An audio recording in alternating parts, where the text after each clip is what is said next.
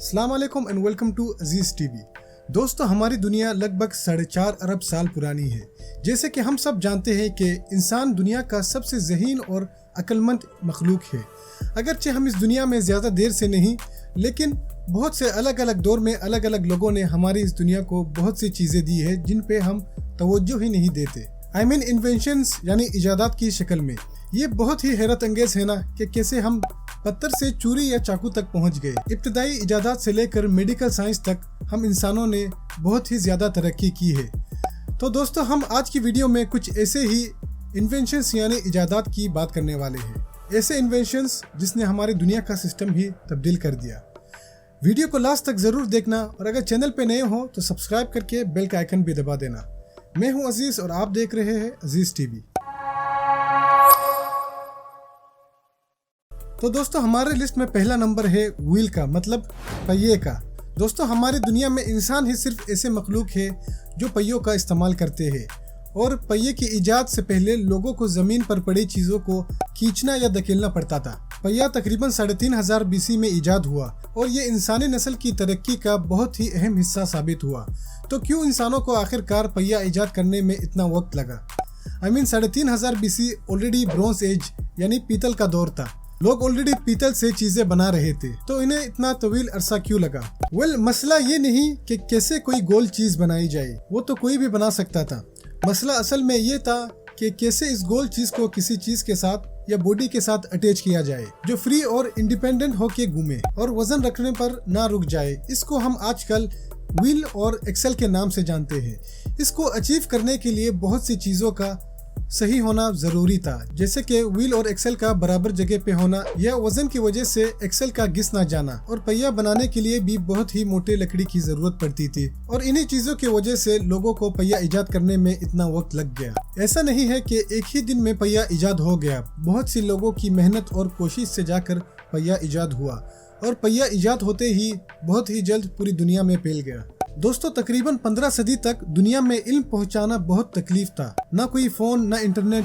लोग अपने हाथों से बुक लिखा करते थे, जिसकी वजह से बुक भी महंगी हुआ करती थी और इंफॉर्मेशन भी लिमिटेड होते थे। लोगों की इल्म की चाह को पूरा करने के लिए जो चीज चाहिए था वो था एक प्रिंटिंग प्रेस, जो कि साल 1500 में इजाद हुआ। जर्मनी से ताल्लुक रखने वाला शख्स जोहान्स गुटेनबर्ग ने प्रिंटिंग प्रेस का इजाद किया। इस मशीन की मेन खासियत थी मोल्ड। ये नई मोल्डिंग टेक्निक थी जो जल्द से मेटल को मूवेबल बनाता।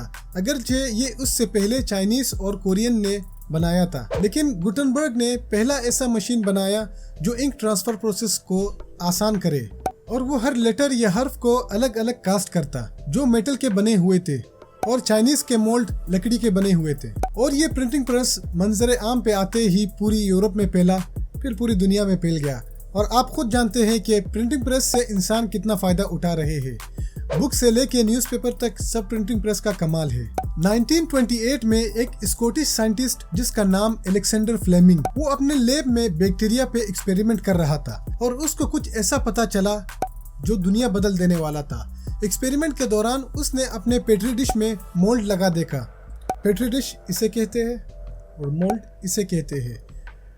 मोल्ड शायद सड़ जाने को भी कहते हैं। मुझे पक्का नहीं पता कि मोल्ड और पेट्री डिश को उर्दू में क्या कहते हैं। अगर आप जानते हैं तो जरूर कमेंट में बताइएगा। तो जहाँ जहाँ ये मोल्ड फैला वहाँ सारे बैक्टीरिया मर चुके थे। ये कैसा पुरअसरार मोल्ड जो सारे बैक्टीरिया मार रहे हैं। फिर उसको पता चला ये तो फंगस है जिसको पेनिसिलियम भी कहते हैं। अगले 20 सालों तक साइंटिस्ट इन फंगस को साफ करके दवाई में तब्दील कर रहे थे, जो कि दुनिया का पहला एंटीबायोटिक बना। पेनिसिलियम से खतरनाक बीमारियों और डिजीज का इलाज बहुत इजी साबित हुआ। ये कोई मोजज़े से कम नहीं था उन लोगों के लिए। ये पेनिसिलियम किसी भी इन्फेक्शन से लड़ सकता है बिना किसी इंसान को नुकसान पहुँचाए। फ्लेमिंग के इस दरियाफ्त ने हमारे इलाज का निज़ाम ही बदल दिया। दोस्तों, कदीम जमाने के लोग सितारों के जरिए समुद्री सफर किया करते थे, लेकिन दिन में या रात को जिस वक्त बादल होते उस वक्त ये तरीका काम नहीं आता। इसीलिए जमीन से दूरी का सफर करना गैर महफूज होता था। फिर चाइनीज ने 9वीं या 11वीं सदी के दरमियान पहला कंपास इजाद किया। ये लोडस्टोन जो कुदरती तौर पर मैग्नेटिसी लोहे का बना हुआ होता है, जिसके पुरकशिश खसूसियात का वो सदियों से मुताला कर रहे थे। ये तस्वीर हान डायनेस्टी की कदीम पुरानी चाइनीज कंपास का है। ये साउथ या जनूब की तरफ इशारा करने वाली चमच है जो पॉलिश लोडस्टोन से बनी है। इसके इजाद होने के फौरन बाद ये टेक्नोलॉजी समुद्री राब्ते के जरिए यूरोप से अरब तक पहुंच गया। कंपास ने समुद्री मुसाफिरों को जमीन से दूर बाहिफाजत सफर में आसानी फराहम की है, बल्कि सी ट्रेड में इजाफे और सितारों के दौर में मदद करने के काबिल बनाया। नेक्स्ट दोस्तों, पूरी दुनिया को पावर पहुंचाने का फाउंडेशन है और वो है इलेक्ट्रिसिटी, मतलब बिजली। इंसान को बिजली के बारे में या इसके पावर के बारे में बहुत पहले से पता था। मिस्र के कदीम अलामात तकरीबन 5000 साल से ज्यादा पुरानी है और इनमें से हमें ये सुनने को मिलता है कि लोगों को मछलियों से बिजली की शौक या झटके लगा करते, जैसे कि कैटफिश या इलेक्ट्रिक रे फिश से। लेकिन 1879 में थॉमस एडिसन के देर तक जलने वाले लाइट दरियाफ्त होने से पहले, हिस्टोरियन का कहना है कि एडिसन से पहले और 24 लोगों ने बिजली बनाने की कोशिश की, लेकिन थॉमस एडिसन को प्राइमरी इन्वेंटर की हैसियत से सराहा जाता है क्योंकि उसने एक जनरेटर और वायरिंग के साथ साथ कार्बन फिलामेंट समेत एक मुकम्मल लाइटिंग सिस्टम को वजूद में लाया। एडिसन के बिजली के इजाद के बाद ही और दूसरे चीजों के इजाद होने का सिलसिला शुरू हुआ जो अब तक नहीं रुका। कोई भी ऐसा टेक्नोलॉजी नहीं बनता अगर बिजली इजाद नहीं होती, जैसे कि आप ये वीडियो देख रहे हैं। दोस्तों, नेक्स्ट हम बात करने जा रहे हैं टेलीफोन के बारे में। अगरचे टेलीफोन बनाने पर बहुत लोगों ने काम किया, लेकिन वो अलेक्जेंडर ग्रेहम बेल था जिसको पहला पैटर्न बनाने का अवार्ड मिला। बेल का मकसद ये था कि एक ऐसा टेलीफोन बनाया जाए जो हर कोई अफोर्ड कर सके। टेलीफोन से पहले इलेक्ट्रिक कम्युनिकेशन जैसे कि टेलीग्राफ बहुत ही ज्यादा महंगा होता था जो सिर्फ अमीरों के पास हुआ करता था। बेल ने वाकई में सब बदल के रख दिया। बहुत ही जल्द तकरीबन हर बिजनेसेस, स्कूल और घरों पर टेलीफोन आ गया। उसने इंस्टेंट कम्युनिकेशन को काबिल बनाया और एक दूसरे के साथ बातचीत के अंदाज को अलग ही मुकाम पे पहुंचा दिया। बाद के सालों में टेलीफोन सिस्टम भी इंटरनेट बिल्डिंग ब्लॉक का हिस्सा बन गया, जैसे कि आज हम इंटरनेट चला रहे हैं। 1930 में दो भाई जिनका नाम द राइट ब्रदर्स है, दोनों ने मिलकर एक पावर्ड एरोप्लेन बनाया जिसमें पंखा और एक छोटा इंजन भी था। राइट ब्रदर्स वो दो पहले इंसान थे जिन्होंने हवा में कामयाबी से उड़ान भरी। ये पहला मौका था जब इंसान ने कभी पावर से चलने वाला हवाई जहाज उड़ाया। दोस्तों, अगर जंग की बात ना करें तो एयरप्लेन ने इंसान की जिंदगी में बहुत कुछ बदला है, जैसे कि इंटरनेशनल ट्रेड को आसान किया। कहाँ समुद्री जहाज से 45 से 100 दिन लगता था, एयरप्लेन के जरिए चंद घंटों में पहुंच जाता है। अगर टूरिज्म की बात करें तो कोई भी शख्स किसी भी वक्त कोई भी मुल्क मुनासिब वक्त में जा सकता है।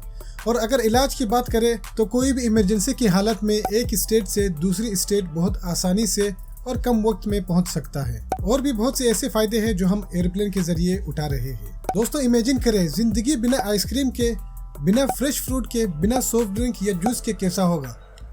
हर दिन दुकान वाले के पास जाके डेली ग्रोसरीज, उफ कितना मेहनत है। शुक्र है हमारी जिंदगी में फ्रिज आ गया। पिछले 150 सालों में रेफ्रिजरेटर की मदद से हमें खाने पीने की चीजें और खुद को महफूज रखने के लिए और ठंडा करने के लिए तरीके हासिल हुए। हमसे पहले जिनके पास फ्रिज नहीं थे वो रात को चीजों को घर के बाहर रखा करते थे ठंडा होने के लिए। इमेजिन करें वो कितना ठंडा होगा फ्रिज के मुकाबले में। दोस्तों, मैं बर्फीले जगहों की बात नहीं कर रहा। बहरहाल फ्रिज एक ऐसी इजाद है जिसके बारे में मैं ज्यादा बोल नहीं सकता क्योंकि ये बिल्कुल मेरे दिमाग से बाहर है। और ये काम कैसे करता है आप समझ ही गए होंगे।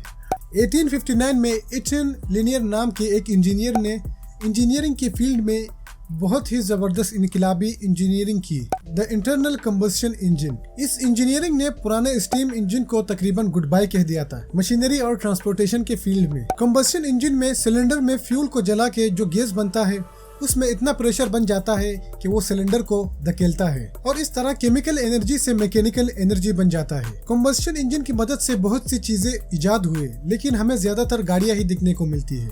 दोस्तों, कंप्यूटर बहुत ही बड़ा इन्वेंशन है, लेकिन मेरे हिसाब से बिना इंटरनेट कंप्यूटर किसी काम का नहीं। मेरे काम का नहीं, क्योंकि अगर इंटरनेट नहीं होता तो आप मुझे नहीं देख रहे होते। तो इसीलिए हम बात करेंगे इंटरनेट की, ना कि कंप्यूटर की।